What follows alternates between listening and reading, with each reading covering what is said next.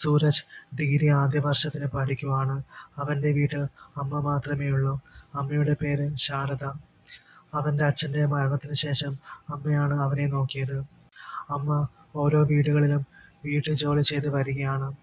അച്ഛൻ്റെയും അമ്മയുടെയും പ്രണയവിവാഹമായിരുന്നതിനാൽ പണ്ട് മുതലേ അവർ രണ്ടുപേരുടെയും കുടുംബങ്ങൾ അവരെ ഒഴിവാക്കി വിട്ടതാണ്.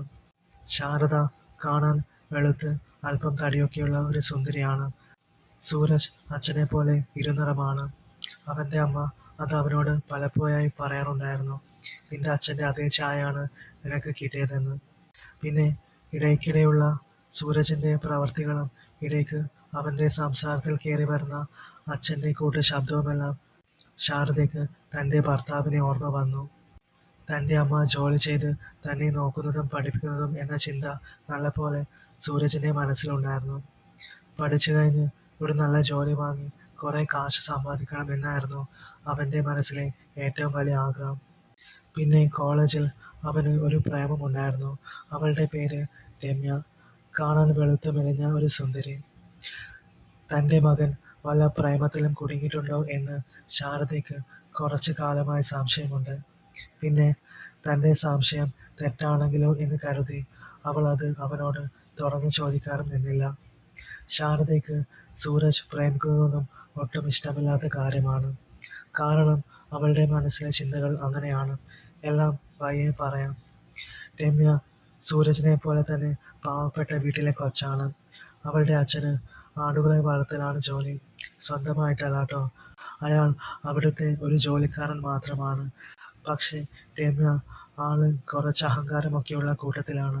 അവളുടെ സംസാരവും ഭാവമൊക്കെ കണ്ടാൽ നല്ല കാശുള്ള വീട്ടിലെ പെണ്ണാണെന്നേ തോന്നും.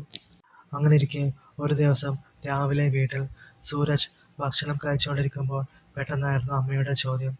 എന്താടാ, ഇപ്പോൾ നിനക്ക് കോളേജിൽ പോകാനൊക്കെ വലിയ ഉത്സാഹമാണല്ലോ. എന്താണാവോ അതിൻ്റെ രഹസ്യം? അവൻ്റെ മനസ്സറിയാനുള്ള ശാരദയുടെ തന്ത്രമായിരുന്നു ആ ചോദ്യം. അവൻ ചോദിച്ചു, എന്താ അമ്മ അങ്ങനെ ചോദിച്ചേ? പ്രത്യേകിച്ച് ഒന്നുമില്ലടാ, എനിക്ക് അങ്ങനെ തോന്നി, അതാ ചോദിച്ചേ. പിന്നെ നീ നന്നായി പഠിക്കുന്നൊക്കെ ഉണ്ടോടാ, അതോ വല്ല പെൺപിള്ളേരെയും വായി നോക്കി നടപ്പാണോ? അമ്മയുടെ ആ ചോദ്യം കേട്ടപ്പോൾ അവൻ പല്ലിളിച്ച് കാണിച്ചു. അപ്പോൾ ശാരദയ്ക്ക് കാര്യങ്ങൾ ഏകദേശം ഉറപ്പായി. അവന് എന്തോ പ്രേമമുണ്ടെന്ന്. അവൾ ഒന്ന് വെപ്രാളപ്പെട്ടു. തൻ്റെ ഭർത്താവ്, തൻ്റെ മകൻ, അവളുടെ മനസ്സിൽ പല ചിന്തകളും കടന്നു വന്നു. എന്താ അമ്മയെ ചിന്തിക്കുന്നേ? പെട്ടെന്നായിരുന്നു അവൻ്റെ ചോദ്യം. ഏയ് ഒന്നുമില്ലടാ. അല്ല, എന്തോ ഉണ്ടല്ലോ. അമ്മയുടെ മുഖമാകെ വല്ലാതിരിക്കുവാണല്ലോ. ഏയ് ഒന്നുമില്ല മോനെ, നീ ഭക്ഷണം കഴിച്ചു കഴിഞ്ഞ് വേഗം കോളേജിൽ പോകാൻ നോക്ക്. ശരി അമ്മേ. അങ്ങനെ അവൻ കോളേജിലേക്ക് പുറപ്പെട്ടു. ശേഷം അവൻ കോളേജിലെത്തിയപ്പോൾ വാച്ചിൽ സമയം നോക്കി. താൻ ഇന്ന് ഇച്ചിരി നേരത്തെയാണല്ലോ വന്നത്, അവൻ ചിന്തിച്ചു. അവൻ ക്ലാസ്സിൽ കയറി നോക്കി. അവൻ്റെ ക്ലാസ്സിൽ പഠിപ്പിസ്റ്റുകളായ 2 പെൺപിള്ളേർ മാത്രമേ വന്നിട്ടുണ്ടായിരുന്നുള്ളൂ. അവൻ രമ്യയുടെ ക്ലാസ്സിൽ പോയി നോക്കി.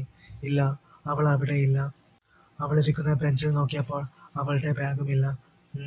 അവൾ ഇതുവരെ എത്തിയിട്ടില്ല. എന്തായാലും പുറത്ത് പോയി നിൽക്കാമെന്ന് വിചാരിച്ച് അവൻ അവൻ്റെ ബാഗ് അവൻ്റെ ക്ലാസ്സിൽ കൊണ്ടുവച്ചിട്ട് പുറത്ത് പോയി നിന്നു. രമ്യയും നടന്നിട്ടാണ് കോളേജിലേക്ക് വരുന്നത്. അവൾ വരുന്നത് കോളേജിനടുത്തുള്ള ഒരു ടാറിടാത്ത ചെറിയ റോഡിൽ കൂടിയാണ്. അവൻ വേഗം അവിടേക്ക് ചെന്ന് ഒരു മരച്ചുവട്ടിൽ അവളെയും കാത്തു നിന്നു. അവൻ വാച്ചിൽ സമയം നോക്കി. ഇനി ക്ലാസ് തുടങ്ങാൻ ആകെ 5 മിനിറ്റ് മാത്രം.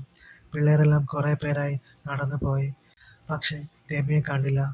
ഇനി അവൾ ഇന്ന് ലീവായിരിക്കുമോ? ക്ലാസ്സിലേക്ക് തിരികെ പോയാലോ എന്ന് അവൻ ചിന്തിച്ചു.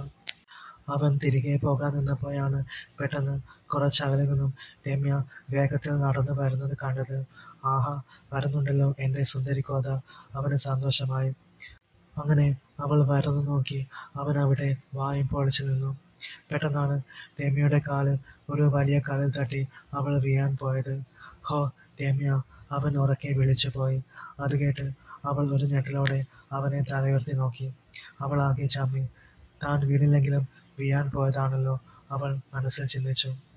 അവൾ ചമ്മിക്കൊണ്ട് നടക്കവേ അവനും കൂടെ നടന്നിട്ട് പറഞ്ഞു, അതെ രമ്യ, നീ ഇവിടെ വീഴാൻ പോയ കാര്യമൊന്നും ഞാൻ ആരോടും പറയില്ല കേട്ടോ. അത് കേട്ടപ്പോൾ അവൾ അവനെ ഒന്ന് നോക്കി. ആണോ, താങ്ക്സ്. അതും പറഞ്ഞ് അവൾ നടത്തത്തിന് വേഗത കൂട്ടി. പിന്നെ രമ്യ, എനിക്ക് നിന്നോട് ഒരു കാര്യം പറയാനുണ്ട് കേട്ടോ. എന്താ? അവൾ താല്പര്യമില്ലാത്ത മട്ടിൽ ചോദിച്ചു. എനിക്ക് നിന്നോട്. എന്നോട് എന്ത്? അതെ, എനിക്ക് നിന്നെ ഒരുപാട് ഇഷ്ടമാ, അവൻ നാണത്തോടെ പറഞ്ഞു. അത് കേട്ടതും അവൾ ഒന്നും മിണ്ടാതെ വീണ്ടും നടത്തത്തിൻ്റെ വേഗത കൂട്ടി. രമ്യ, ഓടല്ലേ, ഇപ്പോൾ പറയണമെന്നില്ല, ആലോചിച്ചിട്ട് പിന്നെ മറുപടി പറഞ്ഞാൽ മതി കേട്ടോ. എനിക്ക് തിരക്കൊന്നുമില്ല, അതിന് ആലോചിക്കാനൊന്നുമില്ല. എനിക്ക് നിന്നെ ഇഷ്ടമല്ല, ഇതിനോട് താല്പര്യവുമില്ല. ഷോ, അങ്ങനെ പറയാതെടോ.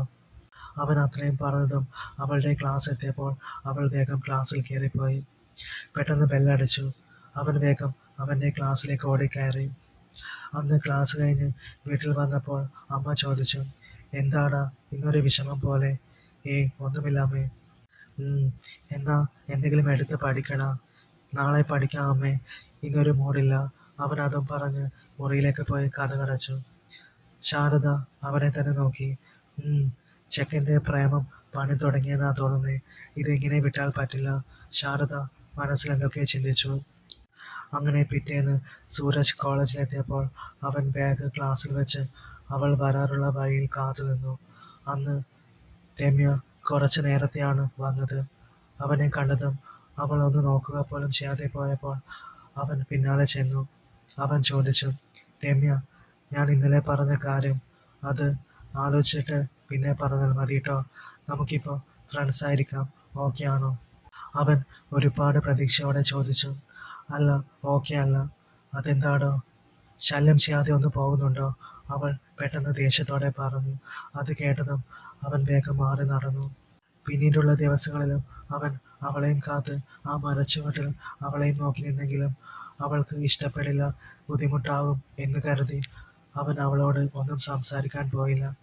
അവളാണെങ്കിൽ അവനെ കാണുമ്പോൾ അവനെ നോക്കാതെ മുഖം ദേഷ്യഭാവത്തിലാക്കി നടന്നു പോവുകയും ചെയ്യും. അവനാണെങ്കിൽ ഇതും ഓർത്തുകൊണ്ട് ക്ലാസ്സിലൊന്നും ശ്രദ്ധിക്കാൻ പറ്റാത്ത അവസ്ഥയായി. പിന്നെ വീട്ടിലും അവൻ വിഷമിച്ചിരിക്കുന്നത് കണ്ടപ്പോൾ അമ്മ ചോദിച്ചു, എന്താടാ മോനെ, എന്താ കാര്യം? ഒന്നുമില്ലാമേ. ഒന്നുമില്ലെന്നോ? നീ പറയടാ, എന്താണെങ്കിലും അമ്മയോട് പറയുന്നേ. അത് അമ്മയോട് പറയാൻ പറ്റാത്ത കാര്യമാ. പിന്നെ എന്നോട് പറയാൻ പറ്റാത്ത എന്ത് കാര്യമാ നിനക്കുള്ളത്? പറയടാ കുട്ടാ. ഞാൻ പറയാം. അത് അമ്മേ. അവൻ പറയാൻ മടിച്ചു. ശരി, നീ പറയണ്ട, ഞാൻ പറയാം. നിനക്ക് അവൾ വീണില്ല, അതല്ലേ കാര്യം? അമ്മയുടെ ചോദ്യം കേട്ടതും അവൻ ഞെട്ടിപ്പോയി. അല്ല, അമ്മയ്ക്ക് ഇതെങ്ങനെ അറിയാം? അവൻ അതിശയത്തോടെ ചോദിച്ചു. ഹോ, ഇതൊക്കെ അറിയാനാണോ ഇത്ര പാട്? നിന്റെ പ്രായം കഴിഞ്ഞിട്ട് തന്നെയല്ലേ ഞാനും വന്നത്. നിനക്ക് ഇതിനെക്കുറിച്ച് സംസാരിക്കാൻ താല്പര്യമില്ലെങ്കിൽ സംസാരിക്കണ്ട കേട്ടോ. അതും പറഞ്ഞ് അമ്മ എണീറ്റ് പോകവേ അവൻ അമ്മയുടെ കയ്യിൽ പിടിച്ചു. ദേഷ്യപ്പെട്ട് പോകലേ അമ്മേ, ഇരിക്ക്, ഞാൻ പറയട്ടെ. അങ്ങനെ സൂരജ് എല്ലാ കാര്യങ്ങളും അമ്മയോട് പറഞ്ഞു. അത് കേട്ട് അമ്മ പൊട്ടിച്ചിരിച്ചു. എന്നിട്ട് പറഞ്ഞു, ഇതിനാണല്ലേ മോനെ നീ ഇത്രയും ടെൻഷൻ അടിച്ചിരുന്നേ? അമ്മ ഒരു സത്യം പറയട്ടെ, ഇപ്പോഴത്തെ പ്രേമമൊന്നും ഒരു പ്രേമമേ അല്ലെന്നേ. ഇപ്പോൾ നിനക്ക് തോന്നും എന്താ അവളുടെ പേര് പറഞ്ഞ്? രമ്യ. രമ്യ. രമ്യ ഒടുക്കത്തെ ഭംഗിയാണ്, അവളെക്കാൾ ഭംഗിയുള്ള വേറൊരു പെണ്ണും ഈ ലോകത്തെ ഇല്ല എന്നൊക്കെ നിനക്ക് തോന്നും. അതൊക്കെ നിന്റെ മനസ്സിൻ്റെ വെറും തമാശകളാണ്. പിന്നീട് കാലം കുറെ കഴിഞ്ഞാൽ നീ തന്നെ ഓർക്കും നിന്റെ പണ്ടത്തെ പ്രേമവും അതിനായി നീ കാട്ടിക്കൂട്ടിയ പരിപാടികളും പിന്നെ നീ ഒരുപാട് ടെൻഷനായിരുന്ന അവസ്ഥയുമൊക്കെ എല്ലാം നീ അപ്പോൾ ഓർക്കും. അപ്പോൾ നിന്റെ മുഖത്ത് ഒരു ചിരി വിടരും. അന്നത്തെ ആ കാലത്തെ ആലോചിച്ച്, ആ നിഷ്കളങ്കത ആലോചിച്ച്, ആ മണ്ടത്തരങ്ങൾ ആലോചിച്ച്, ഭാഗ്യം എനിക്കന്ന് ആ പെണ്ണിനെ കിട്ടാത്തത് എന്ന് നീ തന്നെ ചിന്തിക്കും.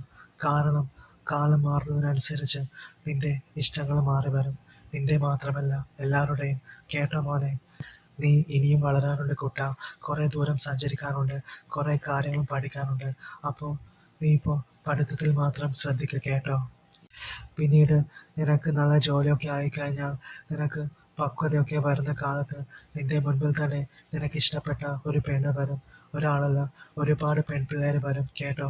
അപ്പോൾ നിന്റെ മനസ്സിൽ ഒരു ചാഞ്ചാട്ടം ഉണ്ടാകും. കൊച്ചുകുട്ടികൾ കളിപ്പാട്ടങ്ങൾക്കായി വാശി പിടിക്കാറില്ലേ? എനിക്കത് വേണം, അത് തന്നെ മതി എന്നൊക്കെ പറഞ്ഞ് ആ ഒരിതുപോലെ ഒരിത് നിന്റെ മനസ്സിൽ തോന്നും. അപ്പോൾ നീ അവളെ പ്രപ്പോസ് ചെയ്യുകയോ വീട്ടിൽ പോയി കല്യാണം ആലോചിക്കുകയോ എന്ത് വേണേലും തീരുമാനിച്ചോ. ഇനി അവൾ സമ്മതിച്ചില്ലെന്ന് വിചാരിക്കും. അങ്ങനെ അവൾക്ക് താല്പര്യമില്ല എന്നൊക്കെയാണ് അവൾ പറയുന്നതെങ്കിൽ അവളോട് പോയി പണി നോക്കാൻ പറയണം. കാരണം അന്ന് നമ്മുടെ മുന്നിലുള്ള ചോയ്സ് ഒരാൾ മാത്രമായിരിക്കില്ലല്ലോ, കുറേ പേരുണ്ടാവും. അപ്പോൾ ഏത് പെണ്ണാണോ നിന്നോട് ഇഷ്ടം കാണിക്കുന്നത്, നിന്നെ കല്യാണം കഴിക്കാൻ താല്പര്യപ്പെടുന്നത്, അവളെ കല്യാണം കഴിക്കുക. അത്രയുള്ളൂ കാര്യം. അല്ലാതെ നിന്റെ പഠിത്തവും ഉയർത്തി പ്രേമം കോപ്പ് എന്നൊക്കെ പറഞ്ഞ് ഏതോ പെണ്ണിൻ്റെ പിറകെ പോയി നിന്റെ വിലപ്പെട്ട സമയവും വിലയും കളയുന്നത് മണ്ടത്തരമാണ്. ചില പെൺപിള്ളേർ ഇട്ട വട്ടം കറക്കും, പിന്നെ കോഴിയായി പൂവാലനായി, പിന്നെ അതോർത്ത് ടെൻഷനായി ഡിപ്രഷനായി. ഹോ, എന്തൊക്കെ കാര്യങ്ങളാ. ദേ നോക്കിക്കേ, ഇപ്പോൾ നീ ആ അവസ്ഥയിലല്ലേ. അതുകൊണ്ട് എല്ലാം നിർത്തിക്കോ മോനെ. നിനക്ക് നല്ലൊരു ഫ്യൂച്ചറുണ്ട്. നീ ഇപ്പോൾ നോക്കുന്ന പെണ്ണിനേക്കാൾ സുന്ദരി നിനക്ക് വേറെ വരും, അത് ഉറപ്പാ. നിനക്ക് ഞാൻ പറഞ്ഞതൊക്കെ മനസ്സിലാവുന്നുണ്ടോ? മനസ്സിലാവുന്നുണ്ടാമേ. എന്നാലും അമ്മയ്ക്ക് ഇത്രയും അറിവുണ്ടായിരുന്നു.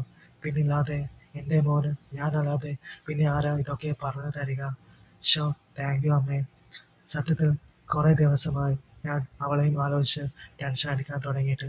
ഇപ്പോഴാണ് ഒന്ന് സമാധാനമായത്. അമ്മ ആൾ കൊള്ളാട്ടോ. അത് കേട്ട് ശാരദ ചിരിച്ചു.